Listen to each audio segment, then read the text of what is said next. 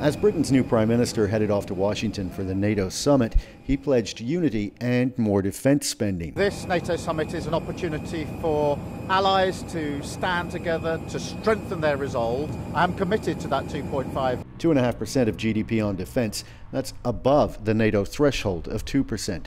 Britain, like most of NATO, has been spending more lately and plans to go even further.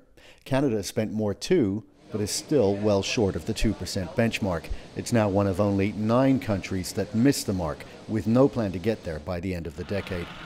The Trudeau government says it's had to rebuild from record low defence spending under the previous Conservative government. Under Stephen Harper's Conservatives, Canada's defence spending fell to less than 1%, to 0.9% of GDP. But that argument doesn't carry much weight on Capitol Hill, where a bipartisan group of U.S. senators recently wrote to Justin Trudeau expressing profound disappointment at Canada's progress.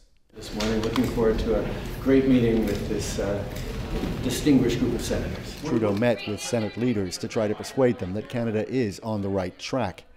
But the pressure on Canada could dramatically increase if Donald Trump is re-elected. We do need to see more disincentives, and I think it'll be important for Canada to understand that. I think those Elbridge Colby served in the last Trump administration, and he's been floated as a potential national security advisor if Trump returns. He says he'd like to see trade actions against Canada and possibly try to boot Canada from the G7. What kind of signal does it send for Canada to be in the G7 when it essentially mocks the bare minimum of what's required? Those kinds of threats are unprecedented, and Canadian officials know that what is now really gentle chiding by the Biden administration could turn into a no-holds-barred high-pressure campaign if the Democrats lose in November. Evan Dyer, CBC News, Washington.